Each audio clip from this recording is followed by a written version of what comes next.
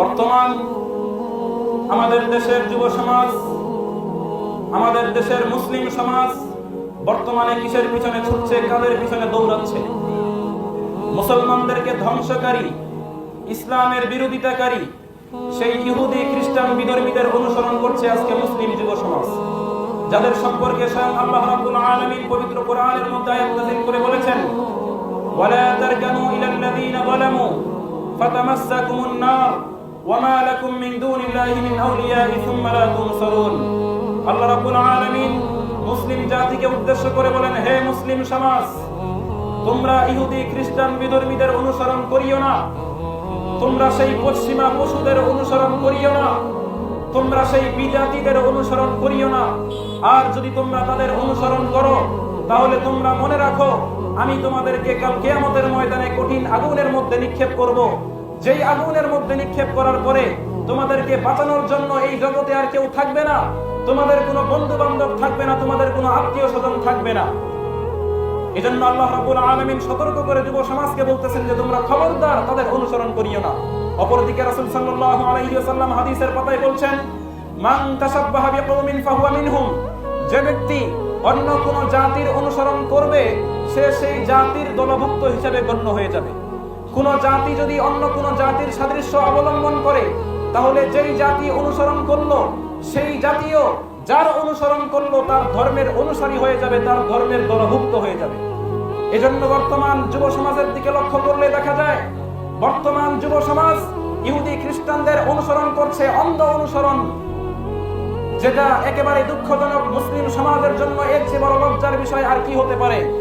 যারা আমাদের মুসলিমদের ঈমান আমল ধ্বংসকারী, যেই আর্জেন্টিনা আর ব্রাজিল, যেই ইহুদি রাষ্ট্রগুলো মুসলমানদের ঈমান আমলকে ধ্বংস করছে, তারা দিন দিন ইসলামকে ধ্বংস করবার চেষ্টা করছে।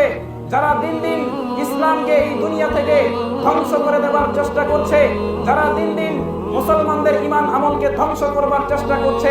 কিন্তু লজ্জার বিষয় হলো যে বর্তমান মুসলিম সমাজ আজকে তাদের অন্ধ অনুসরণ করছে। কথা কি ঠিক না ঠিক? এজন্য যুব সমাজকে লক্ষ্য করে বলতে চাই, হে যুব সমাজ, আজকে তোমার পরিশ্রমের হাজার হাজার টাকা তুমি তাদের পিছনে খরচ করো, তাদের পতাকা বানাতে গিয়ে, তাদের দেশের ব্যানার বানাতে গিয়ে তুমি খরচ করছো। এই পতাকা এবং ব্যানার টানাতে গিয়ে কত মানুষ, কত যুবক দুর্ঘটনার শিকার হয়ে পঙ্গু হয়ে গিয়েছে, এমনকি মারাও গিয়েছে। এজন্য আমরা এই সমস্ত কাজ থেকে আমাদেরকে বিরত থাকতে হবে। মুসলিম হিসাবে আমাদের মুসলিমদের ঐতিহ্যকে আমাদেরকে মনে রাখতে হবে, মুসলিমদের ইতিহাস, মুসলিমদের ঐতিহ্যকে আমাদেরকে ধরে রাখতে হবে। মুসলিমরা যুগে যুগে বীরত্বের পরিচয় দিয়ে গিয়েছেন। এই যুগে যতজন মুসলিম বীরপুরুষ আগমন করেছেন তারা যুগে যুগে ইসলামে বীরত্বের পরিচয় দিয়ে গিয়েছেন, ইসলামের ঐতিহ্যকে তারা বীরের বেশে তুলে ধরেছেন। কিন্তু আজকে বর্তমান মুসলিম যুব সমাজ, যেই মুসলিম যুব সমাজের কথা ছিল তরবারি নিয়ে জিহাদের ময়দানে হাজির হওয়ার কথা ছিল, আজকে সেই মুসলিম সমাজ সেই আর্জেন্টিনা আর ব্রাজিলের পতাকা নিয়ে ব্যস্ত হয়ে পড়েছে। এজন্য মুসলিম যুব সমাজকে সতর্ক হতে হবে এবং মুসলিম যুব সমাজের যারা গার্জিয়ান, অভিভাবক রয়েছেন তাদেরকে লক্ষ্য করে বলবো, হে মুসলিম যুবকদের অভিভাবক, আপনারা সতর্ক হয়ে যান, সন্তানদের প্রতি কঠোর হন। আপনার সন্তানের চরিত্রকে হেফাজত করা আপনি পিতা হিসাবে আপনার দায়িত্ব। যদি আপনার সন্তানের চরিত্রকে আপনি রক্ষা করতে না পারেন, কাল কিয়ামতের ময়দানে আল্লাহর আদালতের কাঠগড়ার মধ্যে আপনাকে জবাবদিহি করা লাগতে পারে। এজন্য মুসলিম সমাজের গার্জিয়ানদেরকে বলবো, আজকে আপনি আপনার সন্তানের প্রতি দয়া করছেন, মায়া করছেন, বলছেন যে আমার সন্তান আমার কাছে খুবই আদরের সন্তান, আমার একটা মাত্র ছেলে, আমার সেই সন্তান আমার দুনিয়াতে তার যা মন চায় তাই করুক, আমি তাকে বাধা দিব না। আজকে আপনার বক্তব্য হলো এই। তবে আমি আপনাকে বলতে চাই, শুনেন, সেই খলিফাতুল মুসলিমিন আমিরুল মুমিনিন হযরতে ওমর রাদিয়াল্লাহু তাআলা আনহু, তিনিও একজন পিতা ছিলেন। তিনি কেমন পিতা ছিলেন? তারও সন্তান ছিল, তিনার সন্তানের প্রতিও তার দয়া ছিল, মায়া ছিল, কিন্তু তার সন্তানের প্রতি তিনি কতটা কঠোর ছিলেন যে একবার ওমর রাদিয়াল্লাহু তাআলা আনহুর সন্তান, যার নাম হলো হযরত আব্দুর রহমান আবু সাহমা রাদিয়াল্লাহু তাআলা আনহু, সেই সাহাবী একবার মিশরে সেনাবাহিনী নিয়ে যুদ্ধ করতে গিয়েছিলেন। সেই যুদ্ধে গিয়ে যখন তিনি বিজয় লাভ করে সেখানে অবস্থান করছিলেন, এমন সময় ইহুদি খ্রিস্টানরা তিনাকে চক্রান্ত করে মদ পান করিয়েছিল, তিনাকে শরবতের সঙ্গে মদ পান করিয়ে তিনাকে খাওয়ানো হয়েছিল। এরপরে ওমর রাদিয়াল্লাহু তাআলা আনহুর ছেলে আবু সাহমা যখন বুঝতে পারলেন যে আমি শরবতের সঙ্গে মদ খেয়ে ফেলেছি, সঙ্গে সঙ্গে তিনি সেই যুগের সেই এলাকার গভর্নর হযরত আমর ইবনুল আস রাদিয়াল্লাহু তাআলা আনহু দরবারে ছুটে গেলেন এবং বললেন, হে গভর্নর, হে প্রশাসক, আমি মদ্যপান করেছি, আপনি আমাকে ইসলামের শাস্তি দেন, ইসলামের হুকুম অনুযায়ী আপনি আমার উপরে শাস্তি প্রয়োগ করুন, আমি মদ্যপান করেছি। এরপরে আমর ইবনুল আস রাদিয়াল্লাহু তাআলা আনহু ওই সাহাবী হযরত ওমর রাদিয়াল্লাহু তাআলা আনহুর ছেলে আবু সাহমা রাদিয়াল্লাহু তাআলা আনহুকে ঘরের ভিতরে বন্দী করে ইসলামের যে শাস্তি, যে মদ্যপান করলে তাকে বেত্রাঘাত করতে হবে, তাকে চাবুকের বাড়ি মারতে হবে, এই শাস্তি ওই সন্তানের উপরে, ওই সাহাবীর উপরে যখন প্রয়োগ করা হলো, প্রয়োগ করার পরে ওই সাহাবী আবু সাহমা যখন বাড়িতে ফিরে গেলেন, যখন ওই সাহাবীর পিতা হযরত ওমর রাদিয়াল্লাহু তাআলা আনহুর কানে যখন এই খবরটা পৌঁছলো, তখন ওমর রাদিয়াল্লাহু তাআলা আনহু ওই যে গভর্নর তার কাছে চিঠিপত্র পাঠালেন এবং বললেন, হে গভর্নর, আমার সন্তান মদ্যপান করেছে, আপনি আমার সন্তানকে ঘরের ভিতরে বন্দী করে তাকে পিটিয়েছেন, তারই পরে ইসলামের আইনকে আপনি জারি করেছেন। আমি আপনাকে জিজ্ঞেস করতে চাই যে আপনার এলাকার অন্যান্য যুবক, আপনার এলাকার অন্যান্য লম্পট যুবকেরা যদি মদ্যপান করত, তাহলে তাকে আপনি কিভাবে শাস্তি দিতেন? হযরত আমর ইবনুল আস রাদিয়াল্লাহু তাআলা আনহু চিঠির উত্তরে লিখলেন যে আমার এলাকার অন্য কেউ যদি এই অপরাধ করত, আমি তাকে জনসম্মুখে হাজার হাজার মানুষের সামনে তার উপরে আমি তাকে শাস্তি প্রয়োগ করি, কিন্তু আপনার ছেলে, সে একজন সম্মানিত ব্যক্তির সম্মানিত ছেলে, এজন্য আমি তাকে ঘরের ভিতরে বন্দী করে তার শাস্তি প্রয়োগ করেছি। হযরত ওমর রাদিয়াল্লাহু তাআলা আনহু বললেন যে না, আপনার এই শাস্তি হয় নাই। অন্যান্য সন্তানেরা অপরাধ করলে তাকে আপনি জনসম্মুখে শাস্তি দেন, কিন্তু আমার সন্তান অপরাধ করেছে তাই বলে তাকে আপনি ঘরের ভিতরে শাস্তি দিবেন, এটা হতে পারে না। সে আমার সন্তান হয়েছে তো কি হয়েছে, সে অপরাধ করেছে, ইসলামের আইনে, ইসলামের দৃষ্টিতে সে একজন অপরাধী বলে গণ্য হবে, সে ওমরের ছেলে বলে গণ্য হবে। এরপরে ওমর রাদিয়াল্লাহু তাআলা আনহু কি করলেন সেটা আপনাদের জন্য শিক্ষণীয়। হযরত ওমর রাদিয়াল্লাহু তাআলা আনহু তখন বললেন যে এই শাস্তি হয় নাই, আমি আবার আমার সন্তানকে পবিত্র করতে চাই, আমি আবার আমার সন্তানকে পবিত্র করে তাকে শাস্তি দিতে চাই। এরপরে ওমর রাদিয়াল্লাহু তাআলা আনহু ঘোষণা করে দিলেন, হে এলাকার মানুষ, অমুক দিনে আমার সন্তানকে বিচার করা হবে অমুক ময়দানে। তখন এই খবরটা যখন গোটা সমাজের মধ্যে, গোটা দেশের মধ্যে প্রচারিত হয়ে গেল, তখন গোটা দেশের মানুষ দূর দূরান্ত থেকে ছুটে আসলো হযরত ওমর রাদিয়াল্লাহু তাআলা আনহুর এই শাস্তি দেখার জন্য। এরপরে ওই ময়দানে গিয়ে হযরত ওমর রাদিয়াল্লাহু তাআলা আনহু নিজ সন্তানের সামনে দাঁড়িয়ে হাতে চাবুক নিয়ে, তরবারি নিয়ে নিজ সন্তানের গায়ে চাবুক মারতে লাগলেন।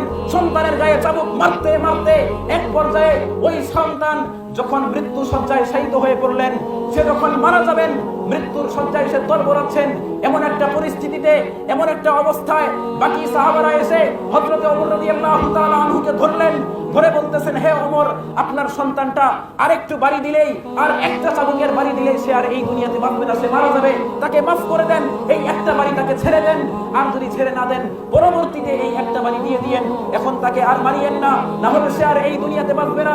হযরত ওমর রাদিয়াল্লাহু তাআলা আনহু রাগে ক্ষোভে সাহাবীদেরকে ধাক্কা দিয়ে ফেলে দিয়ে বলতেছে, এই সাহাবীরা শুনে রাখো, আমার সন্তান অপরাধ করেছে, আমি তাকে ইসলামের পরিপূর্ণ শাস্তি দিব, এতে যদি সে বাঁচে তাহলে বাঁচবে, আর যদি সে মরে তাহলে মরবে, আমি আমার সন্তানকে পবিত্র করতে চাই।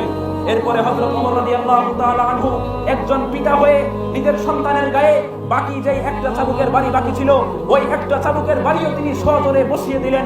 বাকিটা দিতে দেরি, সঙ্গে সঙ্গে ওই সন্তানের প্রাণ পাখিটা আর উড়ে যেতে দেরি হয় নাই। এবার চিন্তা করেন মুসলমান অভিভাবকেরা, ওমর রাদিয়াল্লাহু তাআলা আনহু একজন পিতা ছিলেন, তিনিও একজন পিতা ছিলেন, তার সন্তানদের প্রতিও তার মায়া মহব্বত ছিল, কিন্তু তার সন্তানদের প্রতি তিনি কতটা কঠোর ছিলেন। তিনি বলতেছেন, হে আমার সন্তান, সন্তানের লাশটাকে কোলে নিয়ে বলতেছে, হে আমার সন্তান, তুমি মনে করিও না যে বাপ হয়ে, পিতা হয়ে তোমাকে আমি দাজ্জালের মতো পিটাইলাম, আসলে আমি তোমাকে পবিত্র করতে চাই, আমি চাই কাল কিয়ামতের ময়দানে যেন তুমি আল্লাহর সামনে পবিত্র অবস্থায় দাঁড়াও।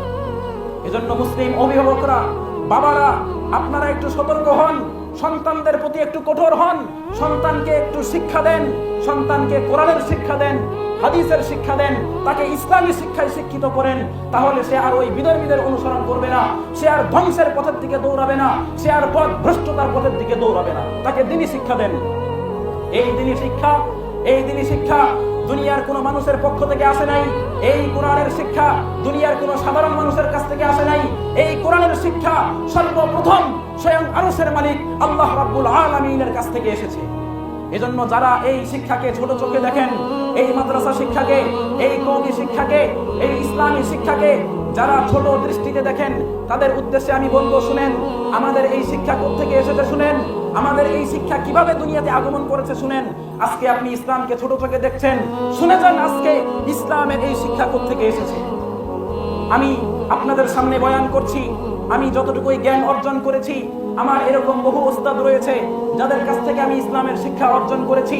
এর মধ্যে আমি যার কাছ থেকে আল্লাহর পবিত্র কালামকে হেফজ করেছি, আমার একজন ওস্তাদের নাম আমি আপনাদের সামনে বলবো, যার কাছ থেকে আমি কোরআনের শুরু থেকে নিয়ে শেষ পর্যন্ত মুখস্থ করেছি। আমার এমন একজন ওস্তাদের নাম হলো মাওলানা মাজেদুল ইসলাম।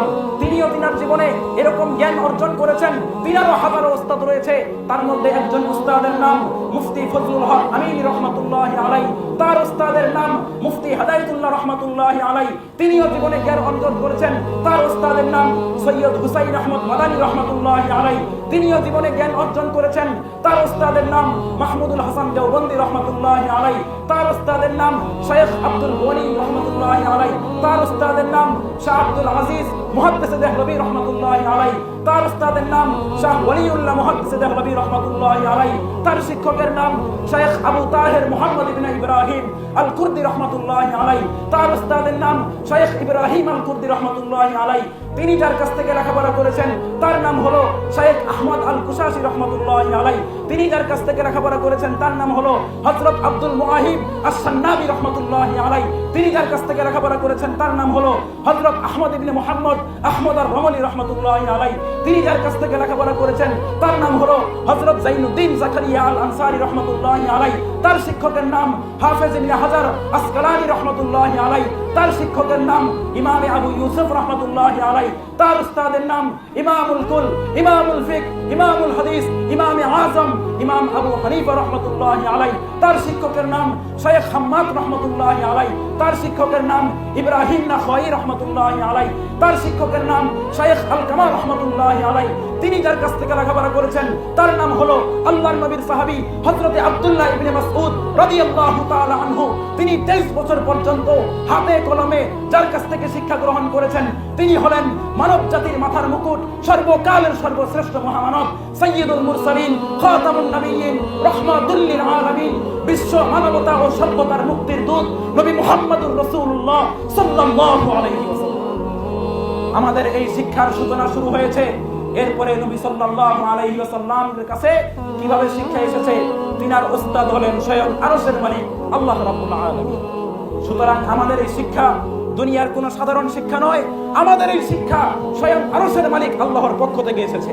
এজন্য আপনাদেরকে বলবো যে এই শিক্ষাকে ছোট চোখে না দেখে আপনাদের সন্তানদেরকে, আপনাদের ছেলে মেয়েদেরকে দ্বীনি শিক্ষায় শিক্ষিত করবেন, সুশিক্ষায় শিক্ষিত করবেন, তবেই সে জান্নাতের পথের দিকে দৌড়াবে, তবেই সে ডান পথে দৌড়াবে। আর যদি তাকে দ্বীনি শিক্ষায় শিক্ষিত না করেন তাহলে সে ধ্বংসের পথের দিকে দৌড়াবে, তাহলে সে জাহান্নামের পথের দিকে দৌড়াবে, তাহলে সে ভ্রষ্টতার পথের দিকে দৌড়াবে। এজন্য আমরা সকলেই নিজে বাঁচবো এবং আমাদের সকলের সন্তানদেরকে দ্বীনি শিক্ষায় শিক্ষিত করার চেষ্টা করব ইনশাআল্লাহ। আল্লাহ পাক আমাদের সকলকে উক্ত আলোচনার উপরে বুঝার এবং আমল করার তৌফিক দান করুক। সকলেই বলি আমিন। ওয়া আখিরু দাওয়ানা আলহামদুলিল্লাহি রাব্বিল আলামিন। আসসালামু আলাইকুম ওয়া রাহমাতুল্লাহ।